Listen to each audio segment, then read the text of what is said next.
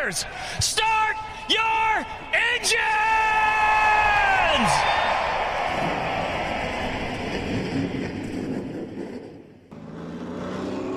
Yellow's out. Man, we just about outran him. And she busted her. Hello, everyone. It is Monday, May 1st. It is already May. Yeah. This year has flown by. May marks the start of our racing season, as some of you are already in full swing. But we're on episode 39, 1 week away from episode 40. Who would have thought? Who would have thought? But no, excited to be in the studio today. Had a very good, busy weekend. And things are looking pretty good. So, yeah. Dakota, how you doing? Finally recouped from the weekend. I think busy is an understatement. You know, to be honest with you, you guys were working, and I was like, please call it a night. Granted, I didn't have to see out there. I enjoyed being out there, but it was like late. I was like, please call it a night. And you guys were like, we're going to keep working. We're going to at least get this done. I was like, damn. So then I go up to the chair by Dad's car. You are about to pass out up there. And I was like, I told my parents the next day, I was like, I'm pretty sure I passed out with my eyes open. And the next thing I know, I come to and you guys are putting away. And I was like, all right, cool. So I get up and help. And then you guys head out and I come inside and I'm starving. My mom, thank God, made me some food to eat. And so I get some food to eat and I'm sitting on the couch. I'm like, all right, I'm going to eat my food. And I'm going to go to bed. I pass out and it's like, I wake back up at like 7 in the morning. I left the food out, left the honey mustard out, and I was like, darn.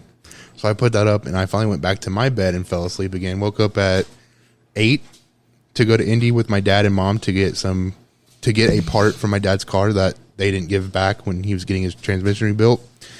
So I was running on like 2 hours of sleep, get home, and I don't go to bed till like 8, 9 o'clock. But I feel great. Real quick, I want to apologize. Hunter's doing laundry, and you can hear the dryer. Didn't he say he was going to wait? No. I thought he did. Okay. Maybe. Because he said that's his work clothes. Yeah. But anyway. Sorry about that. Yeah. It's always something around here. Always. If it's not his clothes, it's his dog's. Yeah, other than that, what else? That was it. Got back home Sunday, recuperated, went to work today, started working on my car a little bit. As you know, last week, the episode is now posted as of 6 o'clock from last week that I'd be racing. So I'm trying to get some stuff going with that. But other than that, nothing much. How was your weekend recuperating? Okay, so Friday, I get off work and I come work on the race car. I'm here till like 10 o'clock. Mm-hmm. Whatever, no big deal. I wake up early. I had to wake up early the next morning to go to a softball game. So Maya had a softball game, but she had to be at the field at like 7:30 because they had pictures at 8. Then they had opening ceremonies at 9, and then her game was at 10:30. So we got home like 12:30. I changed, went to the store, bought some stuff to work on the race car. I got here 1 o'clock maybe, and started working on the rear end swap on my car. And let me tell you, trying to mess with nuts and bolts on a car that haven't been touched since the car was manufactured in like 2005. Right. Not ideal. Super thankful for my Uncle TJ and my Gramps for coming out to help. They did a lot of the work, and it would have been a nightmare trying to figure that out by myself. But we did make note that if we ever are changing gears in the rear end again, we're doing it while the rear end is in the car and not swapping, because that was a nightmare. Every bolt we took out, PB blasted, wire brush. It went back together a lot easier than it came apart. But so got that done. That took a long time. That's literally all we did, I believe. Yeah. And I left here like 1:30, got home about 2 o'clock. Took a shower and went to bed, and I did not move from the couch Sunday. I went out, laid down, and just slept all day, off and on all day. I was so sore. I'm still sore today. Mm-hmm. Yeah, but I don't feel too bad. I feel pretty decent. I didn't want to go to work today. I'll tell you that much. Yeah, I didn't either. No, so I'm looking forward to this weekend. I was supposed to finish the car Friday, which I'm still going to do. Finish what I can Friday. And then I was going to go test at the track on Saturday. Well, Shalina calls me while I'm at work today, and she is quite possibly the biggest Parker McCollum fan to exist. I mean, goes absolutely nuts over this man. I think she loves him more than she loves me. And I don't even think it's close. But she calls me and tells me that she won meet and greet tickets. So I'm like, okay, cool. And she's like, I have to figure out when the show is and which one I won them for, because she applied to get meet and greet tickets at like shows that were relatively close to us. Mm-hmm. So I'm like, okay. She's like, it's May 6th. I'm like, cool. That's this weekend. She says, it's in Missouri. I'll pay for the hotel. Okay. So I'm going to Missouri Saturday to meet Parker McCollum and go to his show. And then we'll be back on Sunday. Mm-hmm. So I'm excited. Yeah, it is exciting. Do you know when you all are going to leave Saturday? Because I'm assuming the show's probably in the evening, right? Yeah, but it's what, a 3-4 hour drive there maybe. Mm-hmm. And then I don't want to get out of the car after a 4-hour ride and then boom, be right. Like I want some time to like relax. And, yeah. So no, I think it'll be fun. I'll just have to find sometime next week to try and go test the car. But so, and then the following week, race weekend. Yeah, it's finally here. It's finally here. But all right, anything else? No. All right, the green flag is officially out, and we are ready to roll 3 wide with DJG. It was a little delayed, but it makes sense because Sunday's race got pushed back to today. Exactly. So it's all right. We're just going with the flow here. Yes, sir. All right, so I guess I'll kick off Dover post-race results. The ARCA East Series kicked off the race weekend at Dover, where Jake Finch was able to hold off Landon Lewis and Luke Finhouse for the win. William Solowich finished 4th, followed by LeVar Scott, Zach Tinkle, Tony Reidinger, who is also making her truck debut with Tricon in Kansas, and Ed Pompa finished out the top 10. The ARCA Series will join the Craftsman Truck Series in Kansas on Saturday. Over in the Xfinity Series, Ryan Truex, who led 124 of 200 laps and swept both stages, grabbed his first career Xfinity Series win, racing part-time for Joe Gibbs Racing. Josh Berry, Justin Allgaier, Austin Hill, and John Hunter Nemechek rounded out the top 5. The Cup Series, which was rained out on Sunday, took to the track today, where Martin Truex Jr. grabbed his 3rd win in Dover and broke a 54-race winless streak. Ross Chastain, Ryan Blaney, William Byron, and Denny Hamlin rounded out the top 5. Josh Berry, who's currently in for Alex Bowman, who suffered a fractured vertebrae, finished 10th. Joey Logano, who spun in the closing laps, finished 31st. Teammate to Josh Berry, who was involved in an incident on lap 81, finished 32nd. Brendan Poole, who was also involved in that incident, was scored 33rd. Noah Gragson, who lost control and made hard contact with the inside wall during stage 1, was scored 34th. Daniel Suarez and Ty Dillon, who were involved in the first race incident of the day, finished 35th and 36th. The NASCAR Cup Series will head to Kansas on Sunday with the green flag scheduled for 3 p.m. You can catch all the action on FS1. All right, my initial thoughts, I don't really have anything to say about the Xfinity race or the ARCA race. I do know that the ARCA race there, it appeared that there was only like 7 cars at the finish, so say what you want about that. And they didn't have a lot of entries anyway to begin with. There was only like 15. Yeah. Something like that. I would say about 20, just to be on the safe side. But yeah, it was a smaller turnout. But this was just the ARCA East. It wasn't like the... Yeah. Which I still don't know why they do that. But... I mean, I do, but yeah, but why is the ARCA East race being with the NASCAR? Like, I don't know, it's just weird because usually it's just ARCA. Yeah. So then you have a good car count, whatever. Yeah. It makes sense, but yeah. I also do get it. So good weekend for the Truex family, obviously. Back to Truex back. sweep. Yep. Monday, M stands for Martin because Martin Truex is really good at racing on Mondays, apparently. Yep. But we got to talk about the elephant in the room here. Yeah. And that is Ross Chastain. Okay. Someone's got to get a handle on this man. Yeah. I'm not taking away from the fact that he is a good driver. His he's a car great was driver. very fast today. He showed speed last year too. Yep. But man, just some of the aggressive moves that he makes, or for example, today Brendan Poole. So he was battling. Was it? It was Austin Dillon for 31st. For 31st, which they were battling for position. So keep that in mind. They're Yeah. too wide at Dover, and Ross Chastain's coming up behind him.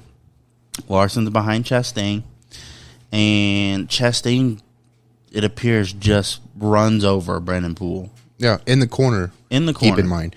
And so I'll let you finish, but I do have a thought on that too. So then, obviously, Brendan Poole gets turned towards the inside wall, but then washes up the track. Well, at this point, Larson's already committed to the high side and has nowhere to go. Yep.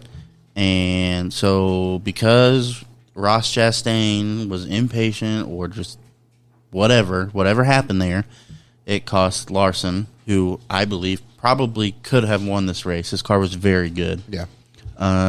Cost him. I mean, it was at stage 1. So, the aggressive move there doesn't make any sense to me. And, of course, Ross Chastain comes over the radio and he's like, I didn't mean to do that. Yeah. Which Okay. I find hard to believe. I do too. And it's like there's 35 other drivers out on the track that also didn't mean to do that. And guess what? They don't do that. Mm-hmm. So, I get mistakes are made, but when you're continuously involved in wrecking people because you're aggressive, there's a time and place to be aggressive. If he would have made that move on that last restart before the end of the race, It would be a different story. I would be like, okay, it makes sense. Yeah. But 80-some laps into the race, of a 400-lap race at that, Yep. So my thoughts on this before we watch the replay is that had he waited until they cleared that turn, I don't think that would have been an issue. no. And it's like his car was fast enough to just catch back up to whatever. Yeah. You also got to think, it's stage 1. You still have a stage break that's going to clump you all back together. Yep. You may have lost a spot to Larson because you slowed down to let this whole situation play it out, but you may not have. And even if he did lose the track position on Larson, like you said, we still had not competition, but stage breaks. We were 81 laps into a 400-lap race, so you would have caught back up. And so, Kyle made a good point that, all of Ross's bad decisions don't cost him anything. It's No. always somebody else that he's ruining their day. I want to circle back, though, and say that I think Ross is a great guy, but somebody's got to get him in check because this is getting ridiculous. Yeah. And I was texting you and AJ today too. I was like, I wonder how much longer. First of all, I'm surprised that he's gotten away this long doing this, but I wonder how much longer he's going to get away with it, because at some point he's going to do it to the wrong person, and somebody's going to whip his ass, and he deserves it. Yep. So we'll watch this replay. This little video that I made. Before you do this, Brendan Poole's interview was funny. Yeah. Because he was so PG about it. He was Yeah. like, he needs his butt whooped. Yeah, I love Brennan, but I agree. I think it's really unexcusable. Like I said, if this was 10 laps to go, if this was the last restart, this would have been a completely different story. It would have been, I would have, held the opinion that, he was doing what he had to do to win this race, and it would have been a little bit more justifiable, but not 81 laps into a 400 lap race. Also, for those of you that might not know, Dover is notorious for, if you're on the bottom and you're wrecking, you're going back up that track before you come back down. There's no avoiding it. And so it's just it's unexcusable. And not Larson, but Ross, made the comment that he was going to go to the guys and apologize. It was going to be after the fact. Whatever he gets finished doing what he's doing, because he's a very busy man. But after he's done with all that, he'll apologize. And Notice he didn't say anything in his interview about apologizing to Larson. It was strictly to, who's Brendan racing for? Was it Rick Ware? yeah. He said he was going to go to the Rick Ware shop and apologize to those guys and make things right. Yeah. Didn't say anything about the fact that his mistake costed Larson. Which is the just entire ridiculous, day. because I guarantee you, I agree. I think Larson would have won this race, and I think Ross knew that. Now, do I think he knew that him bumping Poole out of the way would have cost Larson his race? Absolutely not. But still, you got to think about those things. And like I said, he's going to run into the wrong guy. Yeah, absolutely.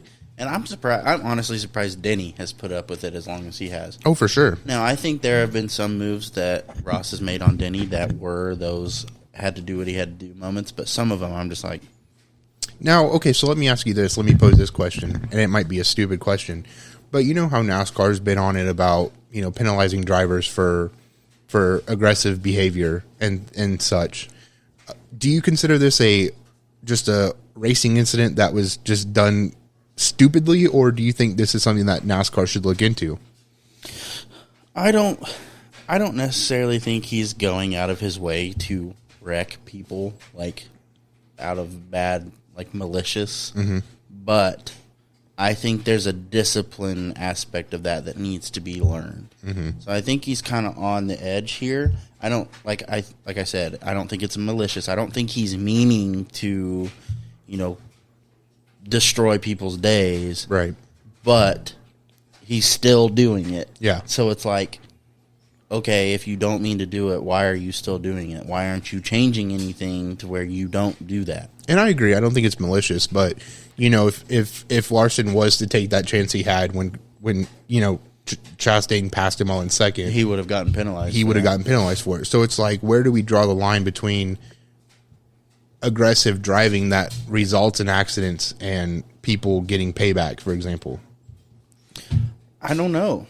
I really don't, because you know, you're leaving that decision up to somebody. Yeah. So And that in that any becomes given situation, muddy. that person could become biased. Like, Yeah. I'm probably thinking way too deep into this, but I think that's the reality. But I think the potential is there for that to become muddy, and I agree. I was just curious what your thought on that was. You know, we've seen aggressive driving become penalized in the past. It's just at some point somebody's going to have to stand up for themselves, and the 35 other guys out there who have at some point been had their day ruined by Chastain. But anyway, let's get into this video that I made. You won't see it now, but post edit. Sorry, I keep interrupting. It's okay. But there was another point in time where Chastain was basically racing Truex for the lead, and they came around Larson. Larson lets Truex go by, and then Larson drives in his mirror for a solid lap. point. Yeah. And just is right in Chastain's way. And even Clint Boyer in the booth was like, I like it. Like, I don't blame him at all. Well, I guess he was asked about it after post race, and he didn't have a comment about it. So, I mean, I wouldn't say anything either. You're incriminating yourself. They would probably I have suppose. a problem with it. yeah, I suppose. All right. Here's this replay. You'll see it in post edit. Oh.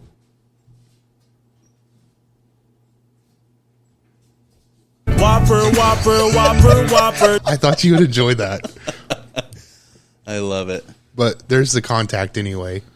At first, I didn't think Larson got it too bad, and then they showed the front end of his car again. I was like, oh. Yeah.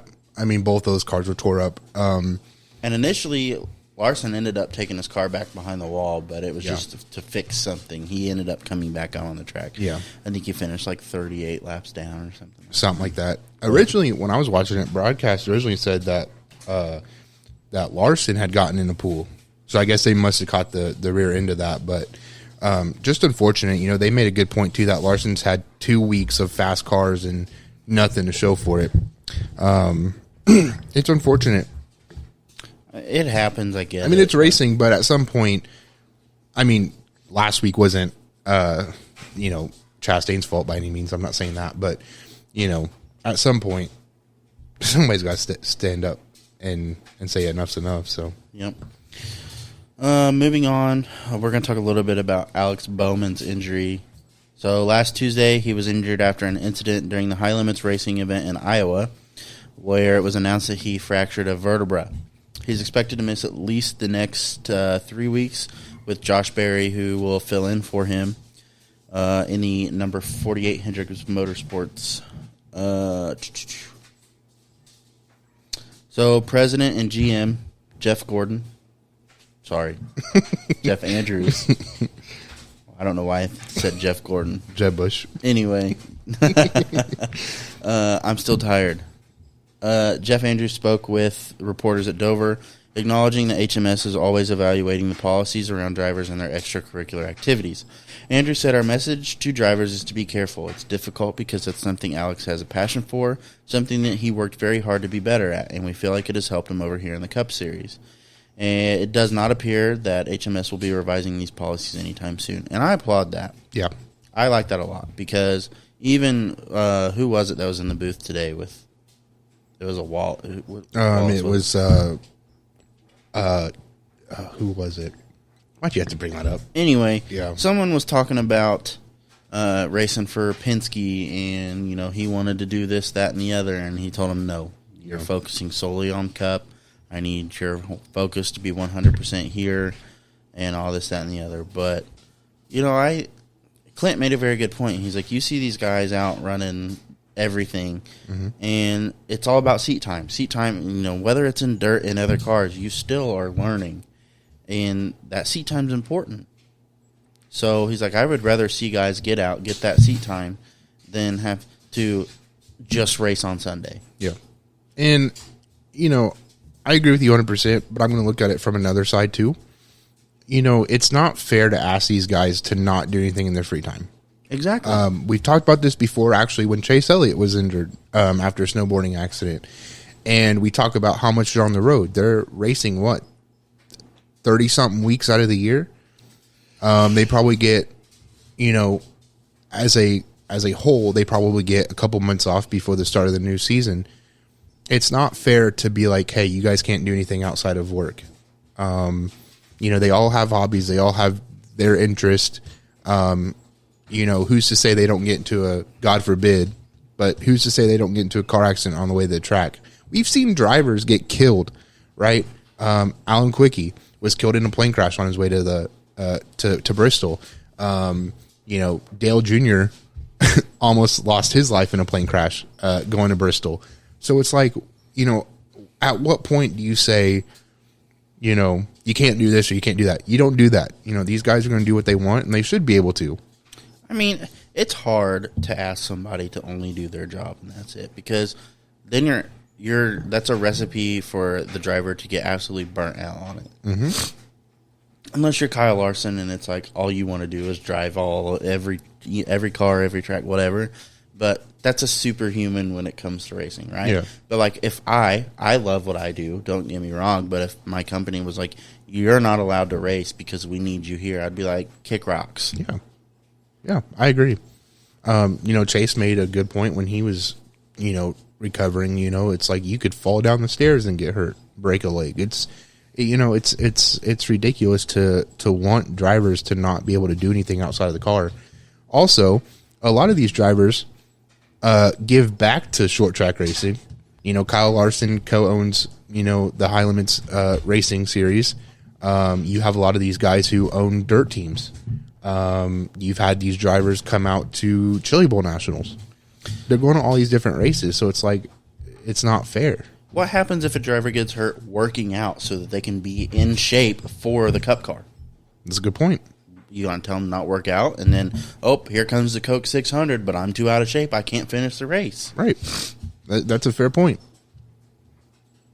That's just the way I look at it. I just think, you can't eat this food because the thermometer says it's too hot and you're going to get burnt. You got to wait till it cools down. It's ridiculous. It's micromanaging their life. Yeah, and it's just not. I would tell you to piss off. It's like, ask yourself: do I just want to work all day and then come home and not be able to do anything entertaining? Lay in bed so I don't get hurt. Yeah, it's ridiculous. So I agree with you. I applaud HMS and other teams, quite frankly, as far as we know, not implementing policies that prevent their drivers from enjoying extracurricular activities. I sure hope that it doesn't change. It's unfortunate that HMS has suffered a second injury very close together, but that's just part of it. This is kind of not really off topic, but like if I was ever to be in the Cup Series and my owner, president, whatever, was like, I need you to be focused on the Cup car, and if I wasn't doing anything Cup related, I just sat at home, Knowing my luck, like a tree would fall on my house and hurt me, or like some random ass space junk would fall from the sky. Something totally random would happen. I'd be like, I did what you told me, and I still got hurt. Yeah. Or you slip and piss and fall and hit your head on the sink. I don't know. It's just, you can't wrap these guys in bubble wrap and expect them not to enjoy themselves outside of the car. It's just, it's ridiculous. And, you know, like HMS President Andrew said, you know, it's Bowman has gained skills in this dirt car that he's been able to translate into the Cup car. And so it's just developing their craft. And essentially it's like, if somebody asked you not, like, let's say you're very good at your job and you want to do all this extra stuff to be promoted in the future or something. It's like, imagine if somebody said, don't do that. Right? It's like, we don't ask our football and basketball players to not work out, to better their craft. It's like, I want a driver, if I was an owner, to be able to develop their craft to be better in the series that they're running with me. I'm not going to prevent somebody from bettering themselves. And beyond that, like, you got to think about, like, the mental aspect of it. Like, if you have a driver and you're just hounding him to drive all the time, he's going to go insane. Yeah. Like, drivers, I'm sure they love what they do, but them having hobbies allows them to focus on something else for a little bit of time that's not racing, or maybe it is racing, but it's not.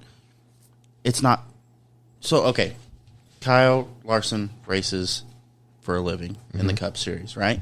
But when he goes to do his dirt racing thing, it is no longer a job. It is purely because he wants to do it. It's fun at this point. Yeah.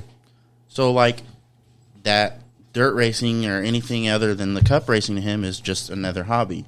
So it doesn't have the workload aspect to go with it. It's not, I have to do well because my job depends on it. It's, you know, I'm better than everybody, you know, but you know what I mean? Like, it's not stressful in that his job depends on it. Yeah. And it's also like, let's go back to them being gone for 30 plus weeks out of the year. They're away from family most of the time, unless their family travels out with them to the different tracks, which doesn't always happen. They talk about all the time about how it's mentally draining, just traveling all the time, you know? So it's ridiculous. It's like, you wouldn't ask the crew chief not to do anything outside of work. You wouldn't ask your race engineer not to do anything at work. It's mentally draining. So I agree with you 100%. I couldn't imagine doing something that demanding and being told to not do anything else. I would go insane. I would go insane. So I get it. You know, it's an escape from your job for a little bit, you know? So Absolutely. Moving on, over the weekend, Brady Bacon scored his first career World of Outlaws win at Tri-State. Brady, Rocket Man. Hell yeah. Hop stop. I wanted to watch it, but it was on Dirt Vision. I don't have that. Damn Dirt Vision. Brady, who has been close several times to winning, said, so satisfied to finally get it done after getting close so many times. Great to do it with my guys that have been with me for so long, and have to thank Kelly and Laura Hink for believing in us and giving us the tools to win with. Also could not do it without the support of my family and so many lifetime supporters that make all this possible for both our wing and non-wing teams. Just wanted to give him a shout out. Not a lot of short track to cover because it's been rainy. Pretty much everything got rained out. Yeah. So good to see that, you know, they were able to get that race in. I'm sure there were some other races around the country, but it was funny because the super relates were supposed to run at Anderson canceled last weekend, and they canceled it Friday morning. And I was over here with Dakota Saturday, and I was like, man, it's such a pretty day. Like, they canceled that race for nothing. And like a couple hours later, we had to go to the parts store to get me a couple things, and like, we're racing the rain so we could get everything out of my car and back in the barn before it started raining, and it's thundering and lightning, and I'm like, I see why they canceled the race now. It got nasty for a minute. I was like, damn, I'm glad they did that, because I was thinking about going. I would not have wanted to get stuck in that. So, yeah. Anyway, that was the weekend. Literally just rain. Next topic. Oh, sorry. No. I was just going to go on with this. This seems to be a very reoccurring theme. Yeah. A topic on our podcast. But and I know we're supposed to be like a short track podcast, but we talk an awful lot about NASCAR. But Yeah. you know, I think this is a big thing, and I think we're going to continue to talk about it until there's not anything to talk about. Yeah. Which, yeah, I agree. I mean, we're supposed to be a short track podcast, which I tried very hard to keep on that path, but you know, we enjoy NASCAR just as much, so it's fair to keep it kind of balanced. But yeah, I agree. This has been a very long conversation that we've had over almost 40 episodes. Well, not 40, but you know what I mean. It's been A long time coming. months now, and so it's just ridiculous that we're still talking about it. But I think it is important. So this topic being the safety of the next gen car. You know, we had Larson and Priest last week, and the whole issue with the door bars, Kurt Busch and his concussion, and just things like that.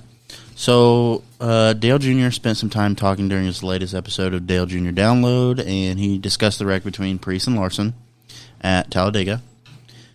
During this, he brought up the fact that NASCAR reviewed the rears of these cars. They made some changes to basically allow the rear end to absorb some more of the impact, kind of crunch, instead of being so durable that the driver ends up absorbing all the impact because there's no give. So following 2 concussions and many complaints from drivers, that's why NASCAR reviewed the rear ends. He mentions that because the rear clips were originally rigid, the front clips of these cars must have been the same. And NASCAR, in his opinion, would find the same issue while studying Priest's car. He also says that while the roll cage would have been damaged, it was severely damaged. And NASCAR should have an issue with just how serious the damage was. And I agree wholeheartedly. Yes, Larson didn't absorb a lot of the impact because his cage did, but at the same time, the cage failed. Let's see. He also brought up the fact that Larson, whose car absorbed a lot of the impact, felt fine, while Priest had a different experience. Kyle Busch also made comments at Dover saying the same thing. It's like throwing a brick into a stick of butter. Elliott also said it was concerning and that he is disappointed. He also said the data showed Priest hitting Larson at 130, so what would happen at 160 or 180? So, we were kind of talking about this a little bit before the show, and I think it makes sense that Priest's hit was hard because there's no give to the front end of the car. And we were talking about how Dallara is producing these cars, and that the whole point of the way that the car was built was so that if they're supposed to be more durable, so a car can take a hit and keep going, but also that if a car was to be wrecked, it is easy to replace the front, to basically repair it and get that car back out on the track, like say if a driver wrecks during practice or whatever, instead of going to a backup car. So I have a couple things here that I mentioned earlier. So to me, it doesn't make sense for the car to be as rigid as it is, as durable as they made it, if every time a car tank slaps the wall or whatever, it bends the rear toe link or breaks the rear toe link. So like at that point, what's the point of having a rigid car if you're just going to hit the wall and other parts are going to be like there's weaker points? Yeah. Right? Now I understand maybe at like a aerodynamic dominant track that aerodynamics are of high importance. That makes sense. The car doesn't take the damage. You fix the toe link, you go back out. But on tracks like Dover, per se, short tracks or anything like that where aero is not as important, like a car can have damage and still go out and be competitive. If a car comes off turn wrong, slaps the wall, toe link's gone. Well, you got to fix that. By that time, you're probably going down a couple laps. Which I will say we did see that today with Noah Gragson. Yes, exactly. So there's a big issue there, in my opinion. I don't know how to fix that. I haven't done any research, so I'm sure there's possibly a way. But also, I brought up, everybody wants the high horsepower, low downforce package. I do too. I can get on board with that because the old cars had it. We loved the old cars. But I asked you this question earlier. Do you think that NASCAR possibly went to the low downforce or high downforce, low horsepower package because of the way the cars are, and they knew that if they increased the horsepower and decreased the downforce, that someone would get severely injured. And I said I don't have the answer to that, but I wouldn't doubt it, because I really don't know. And we'll never know, because NASCAR is very tight-lipped about what they find during these investigations, if you will. So, I don't know. I mean, it's very likely, in my opinion, that is a possibility. I don't know. It literally popped into my head while we were sitting in there. Like, I've never thought about it really up until that point. And it really does kind of make sense, though. Like, even the drivers were kind of pushing for it. We want to try the high horsepower. We want to try it. We want to try it. And NASCAR's just not done anything about it. Well, that's because people, they know these cars are dangerous. Mm-hmm. They have to. You can't just shrug it off at this point. Yeah. I mean, I guess you can, but it looks very bad. So, I agree with you with that. I agree with you on that. Is that, again, I've mentioned it before. These rumors of the crash test. I'm having a stroke. Rumors of the crash test and the dummy dying, and NASCAR deny, as they would.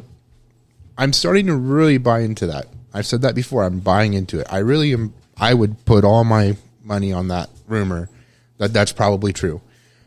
Here's the points that I had made before coming on.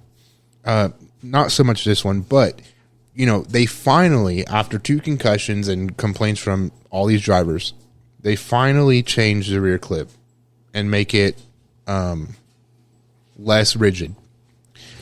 So why would they do that to the rear, not the front? Because these aren't kind of the same clips. They are exactly the same.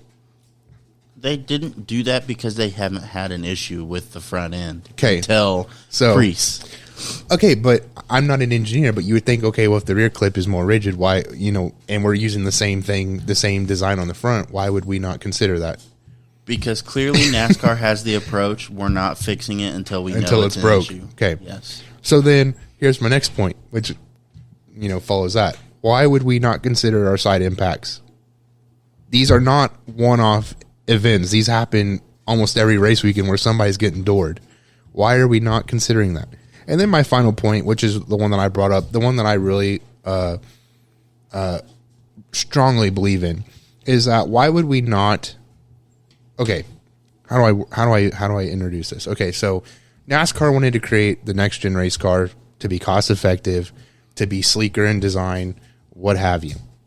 Why could we not use the foundation of the old chassis and do everything that we did with this new car? There's no reason why we couldn't make the old chassis sequential shifting instead of H pattern. There's no reason why we couldn't have adapted the chassis to have removable front and rear clips, okay, and not be so rigid. Like a lot of drivers said, the old cars took hits a lot better than this new car. Granted, if you crashed it, you crashed it. But again, you could have adapted the chassis, in my opinion. I'm not an engineer, by the way. But you could have probably, in my opinion, adapted the chassis. I'm going to tell you, as an engineer, it may have taken some time and effort, but I guarantee you it's possible. But I think it would have been a better product than what we have now, in my opinion. They didn't run composite bodies, to my knowledge, on the Cup cars previously. It was just the Xfinity Series and probably the Truck Series. I don't think the Cup Series ever ran composite bodies. Now they are. So why couldn't we have thrown a composite body that looks very similar to an old chassis? I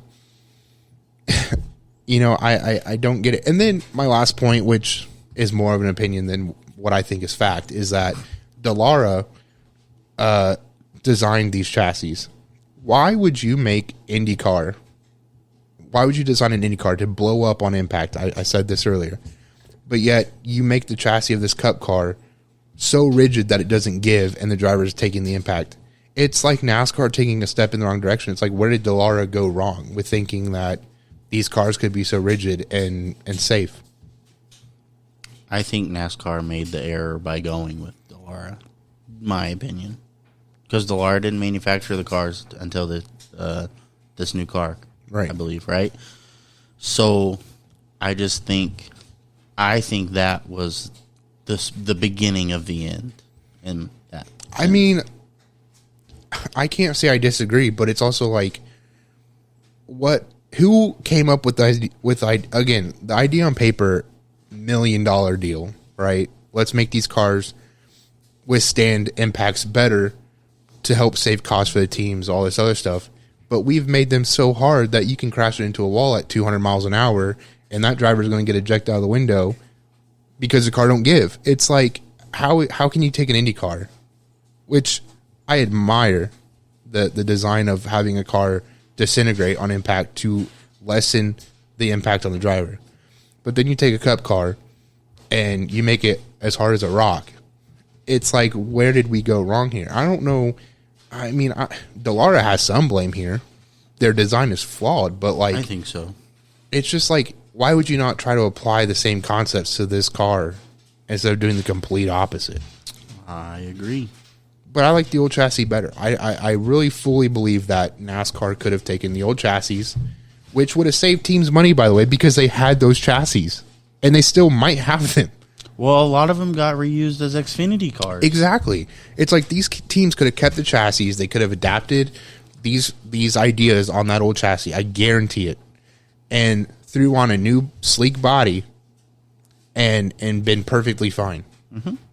So, I agree with Dale Jr. I know that they're going to find this issue in the front clip just as they did the rear clip. I hope that they make changes that will lessen the blow for these drivers. But to me, it's unfortunate that this has been going on for so long and not much has changed. I mean, look how long it took to change the rear clips. Granted, it happened mid-season or at the end of last season. They made a temporary change mid-season, and then they made the official, the big change in the off-season. It's also crazy to me. Sorry to cut you off. No, you're okay. This last part I'll make is, I just think it's, granted, it would screw NASCAR. It is so crazy to me that they basically are not parking these cars until further notice.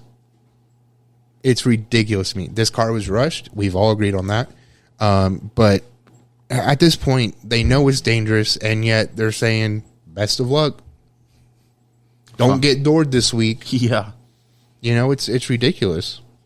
Don't get ran over by Ross Chastain, and you might survive this race. I saw a couple of guys get out of the way real quick, so I don't blame them. But seriously, it's unfortunate that they've royally f***ed this up.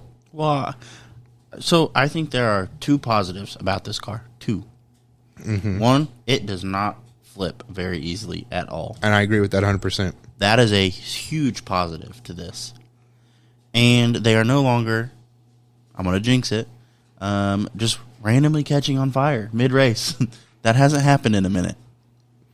I think there's some factors in play, yes, but it could happen. I mean, it happened several times last year where cars would just randomly burst into flames. I think Joey's car had caught on fire today, too. Joey's did today, I believe. But yeah. He was also cording tires, and he had rubber built up all over the place that typically wouldn't be there because you don't cord tires. It seems like the fires have not been as bad as last year, where the foam just burst into flames and almost cooked Harvick. Now, we've had a couple cars catch on fire, but it was on purpose. Yes. Harrison Burton. No, it wasn't. It was John Hunter and John Hunter. Thank Zane you. Smith. Thank you. Yeah. Why'd I say? It's okay. They're all the same. Yeah. Bunch of white men. I'm just kidding. Yeah. But yeah, so I would agree with that.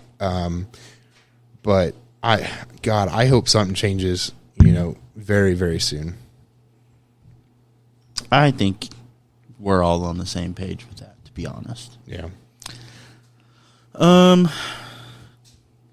Anything else on that for now? Not until next week when something else happens? Next week. Hopefully we hear some results on the whole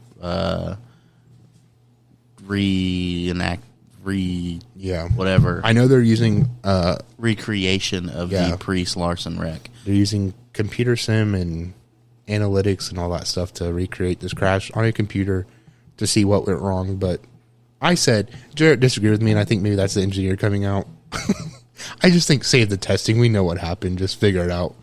But I'm glad that they are really investigating this to fix the issue. I only say it is the engineer coming out at me because I'm thinking of like my work. Yeah. Okay, so when we have parts fail in the field, we build that exact situation and we replicate that until it fails, and then we figure out what went wrong. Yep. So, I mean, essentially, that's what they're doing here. You find where it went wrong, you fix what went wrong, and hopefully that doesn't create another issue somewhere else. So, because I'm not an engineer, how exact do you think they can get this crash? I don't see why they wouldn't be able to get it. Like The way technology is now, and they're recreating it through Mm-hmm. a computer, they should be able to recreate it to a T and pinpoint exactly what went wrong. That's interesting. I figured I they think could, so. but I'm also not an engineer, and I don't know how many people that watch are not engineers. So I mean, if at work we can take a window shade Mm-hmm. and replicate why it failed in the field just by putting it up and hanging weights on it or what have you. Yeah. If we can do that and replicate exactly what happened to a T in person, there's no reason why they shouldn't be able to do it on a computer, yeah, I figured they could. I was just curious. in my opinion. Yeah, I'm sure they could. I mean, they can't get a car right, but I'm sure they can get something right out of it. And I guess maybe they don't have to recreate it to a T to find that same failure. Mm-hmm. I think, but obviously the more accurate, the better. Yeah, I'm not going to crap on it because, like I said, I'm glad that they're doing it to help try to prevent this from happening again. But it's embarrassing to have it happen in the first place because, again, that's something that they should have considered, in my opinion, from the start. But I hope that this investigation yields results, which I'm sure it will. I hope that we will hear something, which I doubt. Yeah, I just hope this doesn't happen again. Granted, we've seen nasty wrecks. We've seen, cages are going to give. We know that. But I just feel like that's something that, we need to try to prevent or reduce drastically. I mean, even just simple safety measures, like you were talking. Hey, you went and looked at your seat, your belts, all that stuff. I got to get new stuff. Yep. So, I mean, obviously in NASCAR, I'm sure they keep up to date with that stuff very well. Yeah. But when it comes to like the short track aspect, I mean, when it's solely up to you to make sure that stuff's in check, like, don't skip out on it. Yeah, which we say all the time, don't skip out on safety. Which, great point. If you are a local racer, please make sure you're, not half-assing your cages and all your safety. Make sure you're investing in that stuff. We've seen drivers, unfortunately, get killed who have skipped out on safety, and it could have been prevented. We're not racing NASCAR here, but, your safety is just as important, or it should be. And if it's not, maybe you shouldn't be racing. But, yeah, I do have to get new belts and window net, which is fine. I'm not going to risk, I'm not going to risk running on expired belts and hope that they hold if I do need them. So, yeah, take that very seriously. Absolutely. And then on top of that, like, obviously, if there is a failure and your belts are out of date, you can't do anything about it. They're going to be like, well, you were racing with bad belts. Yep. So there's always that side of it, too. Just don't do it. 100%. Yeah. Okay, so lastly, I would like to talk about a substitute driver who was doing astonishingly, wow, stroke, well. Yeah. And that is Josh Berry. Yep. So I was very excited for Josh Berry when he ran his couple Xfinity races part-time. Mm-hmm. And then I was like, I'm so excited he's going full-time Xfinity. And now he's had the privilege of filling in for Chase Elliott and Alex Bowman. And he's done very well, in my opinion. I think he's opened a lot of people's eyes. And if he hasn't, I don't know what race you're watching because it's not the same one I am. Right. He's done phenomenal. He's been with Junior Motorsports for quite a while now, racing late models. He, like you said, ran part-time with them in the Xfinity Series. Finally got a full-time ride with Junior Motorsports. He, I think more recently, had signed on to Hendrick as a substitute driver. So he'd be the go-to guy in this situation. First happened when Elliott got injured. Did, phenomenally well. In the couple of races, the 6 weeks that he ran, what have you. He's now filling in for Alex Bowman. finished well again. So I'm excited to see what his future looks like. Side note, if you didn't know, he was a bank teller out of Tennessee. He also went to high school with Taylor Swift. Yeah. So I'm hoping that, another bank teller can make NASCAR history soon. But no. So, that leads into this next topic, is that there have been rumors that Josh Berry allegedly has signed a Cup contract. I think the rumor first came out when Larry Mack went on SiriusXM and basically hinted that he had signed a contract and would have an announcement about the time that the Coke 600 takes place. I guess Dale Jr. had made some comments that kind of hinted at it. I think Clint Boyer made some today. Clint Boyer, absolutely. I don't know what he said word for word, but absolutely said something in the booth today. Kind of let it slip. There was some Twitter drama. Bob Podcrast, by the way, has announced officially that he is a leading candidate for some Cup rides next season. There was some Twitter beef between Couch Racer, who else? Can't think of his name. Freddie Kraft, I think. And That's Bubba's spotter, isn't it? I think so. And then Bozzy, who works in NASCAR, not happy that people were talking about it. He said, it's no secret, essentially, that. So this guy says that basically it's known in the garage that Barry has a Cup ride next year, but that people in the garage shouldn't be going out and posting about it online because That's his business. it's his business, it's his team's business. They don't want to muddy the water. They're obviously timing this announcement to not make things complicated. Coke 600 would be the time that he's out of the car and Bowman's back in, roughly. There's rumors that he can't make an announcement until after his obligations at Hendrick are done, being a substitute driver. But yeah, I mean, it's crazy. I absolutely think he does have a Cup ride. It's just a matter of where he's going. I'm not. The rumor is Stewart-Haas, but I agree. I think Josh Berry will be a good fit in the Cup Series. oh, for sure. Now, I do want to make the point that I think part of the reason why he's doing so well is because he's in very good equipment. Yeah. So I can't say that if he goes wherever he's going to go, it'll be the same story, but I still think he's got the talent, and he'll make something work out of it, for sure. I agree. There's other rumors. I don't think it's a rumor per se. I think it's just what people wish, is that Junior Motorsports will buy a team that folds. Rick Rare Racing was one of them. That would be nice to see. I don't see Dell Jr. buying a Cup charter anytime soon. There's some wishful thinking that, allegedly Junior and Johnson were supposed to run a Cup team together before Johnson went to Legacy, which was Richard Petty GMS. Not quite sure how true that was, but the point I want to make is I would love to see Barry stay with Hendrick and Junior Motorsports. Obviously, that's not going to happen just because if he does go to a Ford, then he can't race Chevy anymore. But I think Barry would be a good fit at Stewart-Haas. I think he would become their driver. You have Harvick retiring. You have Almirola, who might retire. We really don't know. You have Cole Custer, Ryan Preece under that umbrella. And then you have Riley Herbst, which is still in the Xfinity Series. So it's cool. Yeah.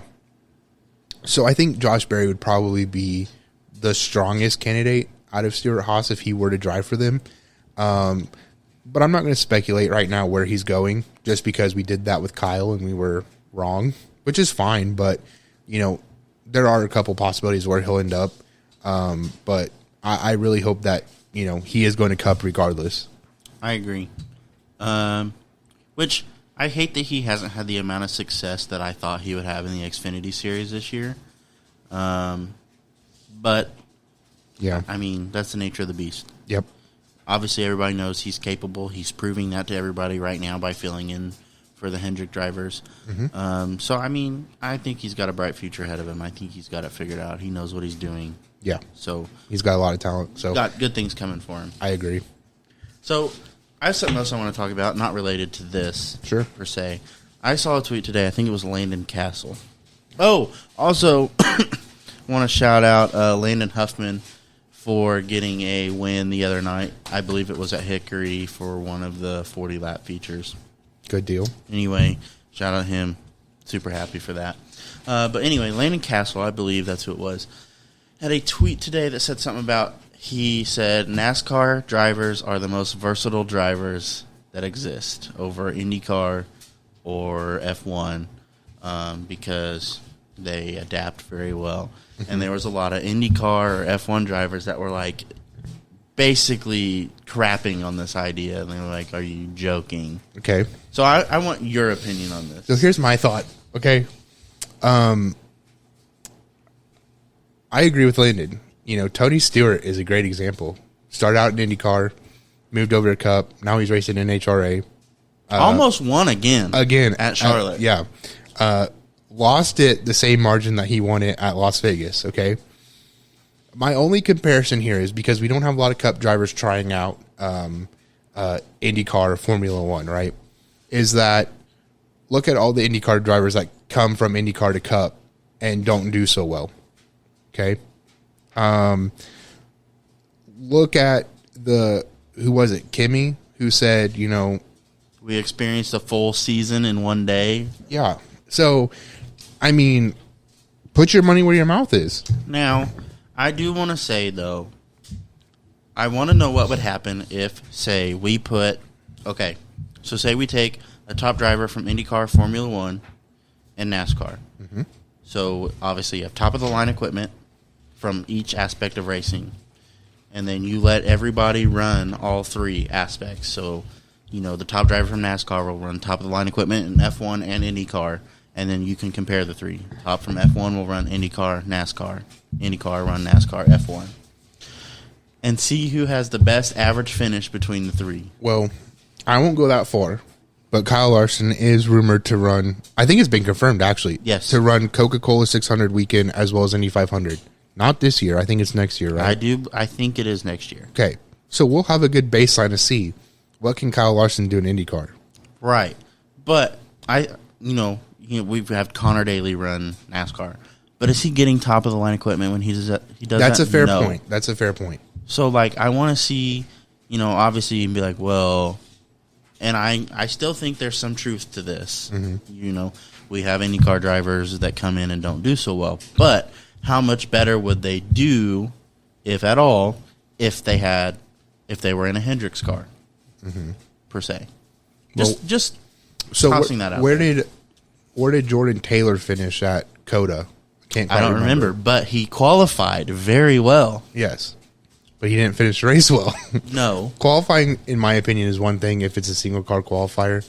Granted, that's a feat of its own. I agree with that 100%. But in a race setting, granted, it's COTA. There's a lot of beat and banging, so it may be not a good benchmark. But it is interesting. But I still have to kindly disagree. Danica Patrick, for example. I like Danica as a person. I think some of the wrecks that she got in was not her fault. A lot of them were, though. But she was running Junior Motorsports equipment and didn't perform too hot. That's fair. I'm not saying she had the best IndyCar career either, but, it's like looking at a chart here, right? How many of these drivers from IndyCar race in Cup cars and vice versa? What's your record, boys? I will laugh so hard if Kyle Larson hops in an IndyCar and wins the Daytona 500. Indy 500. That's what I'm saying. Maybe not win, but let's say finish better than a lot of the big name drivers in IndyCar. That just shoots a hole in your argument, bud. But I mean, if he wins, it absolutely stomps it into the ground. Oh, for sure. Granted, it is an oval track, but most of the guys from IndyCar come and run a road course. Yeah. So, I mean, I feel like that's an oranges to oranges comparison. It's not apples to oranges. It's the same ballpark. And Indy is while it looks simple, it's an oval. It's a very complicated track. I hate driving at Indy. So I think the conversation is interesting. I think that I shouldn't say all IndyCar drivers are non-versatile, but I'm absolutely not going to say that all Cup guys are versatile. But No. how many IndyCar drivers are going out running dirt? Dude, that's what I was going to make a point. So, but Connor Daly has run dirt before. Okay. But I will say, so over the course of a NASCAR race, how much does the track change? A lot. Now, I don't know if the same applies for IndyCar and F1 because I don't know how much of an effect that has on the car. But very clearly, it has a huge effect on a Cup car. Also, the Cup guys now have a dirt race on their schedule. Mm-hmm. So they run asphalt oval, asphalt road courses, and a dirt oval. Mm-hmm. I mean... And soon to be street course. Yeah. So, yeah, I'm not gonna on IndyCar drivers and Formula One drivers. No, not at all. Because, well, I mean, maybe Formula One is off on its own little island. Well, it was funny because an F1 driver replied, and someone was like, "Well, at least Cup drivers don't need push to pass." Well, it's not even just that. It's just like you sit there and run the same thing 20 times. I think IndyCar is a little bit more complicated. I don't know. I'm not even going to get in that conversation because I don't want to get slaughtered. But I lost the train. Somebody lost the rig. Literally. Anyway, I think there is a lot of... You know what? I'm not even going to try to remember. It's okay. Okay. I think that's all I have. Yeah, I was going to talk about some updates with the team, but I think we pretty much addressed all that at the beginning. Race weeks 2 coming weeks. up. Less than 2 weeks now. Yeah, you're almost done with your car. I got a long ways to go. I don't plan on making the first race anyway. Dad just got his transmission back in the car, so he's about ready to roll. Ooh, I don't know if Kyle's going to say anything official, but we have officially rejoined him for 2023. I sent the money over today. So that's exciting. Glad to be back on the car with him. Wishing him the best of luck in 2023. He was, chatting with me today a little bit. Bradley's car, he said, has not been the strongest, but they've been working on it. So hopefully they get that thing figured out. What else? Excited to get back at the track. They're at Shady Bowl this weekend, right? Yep. So, I think so. You can watch on a streaming service that I can't remember, probably Racing America, if I had to guess. But yeah, I'm excited to get back to the track. Me too. And I say this all the time, but I'm so glad we're on Saturday. Very much so. Oh my gosh, it's going to be so nice to be able to go race on Saturday and then sleep in the next morning and not have to go to work. Yeah. Very excited about that. Oh, I don't want to get into some sad news, but I just remembered Greg Van Alst's dad passed away. Yes. So our thoughts and prayers are with him and his family during this very difficult time. Our track promoter, Dave Duncan, was diagnosed with cancer. Glioblastoma, I think that's what it was. Yeah. So two spots. Very aggressive cancer. I believe his daughter said they did scans recently and they came back not good. So I believe they are going to actually start hospice care for him. So our thoughts and prayers are with his family as well. That's tough. And it's very tough. Yeah. That's what my grandma had passed away from. So it's very aggressive, and such. So, just very difficult, hard news to hear. And, so our thoughts and prayers are with him and his family as well. But other than that, I don't think I have anything else for today. I think I'm done too. Again, as always, thank you guys for listening. I think the camera stayed on the whole time. Yeah, I put it on a charger. So we will have video. Shout out to Dakota for editing and getting episodes out. I know that's a difficult process. Yeah. It's time consuming, and when we add video, it takes 5 hours for the video to upload. Yeah, takes a while. So bear with us. Dakota is doing a phenomenal job, in my opinion. Thank you. I appreciate that. I try to be. Finally back on track. I was behind 2 episodes. Finally got that posted today. So I'm hoping to have this one posted soon. And then we're on episode 40. Absolutely. Oh, also, before we close, I did finally go through the footage from our 100-lap race on the GoPro, and it looks so good. Might have to post it. Definitely worth the money. I definitely think this year it's worth posting the videos to I posted some footage to my page, but I mean, it was just a short clip. But yeah, I definitely think we should take some longer clips and, maybe some of the shorter races, post the full race. Yeah. Or do like highlights even. Absolutely. I would love to be able to get GoPros on all 3 cars. I think if everything works out, there's a way that we could transition one from like my car to Dakota's in between races if we're not one right after each other, right. Which that was how it was all last season.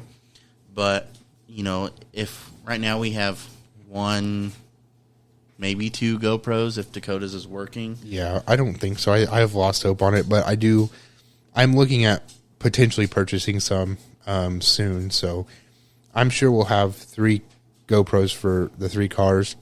Like I said last week, plan on taking the big camera with us to get some content from the track. So, yeah, exciting. Anyway, we'll be back next week with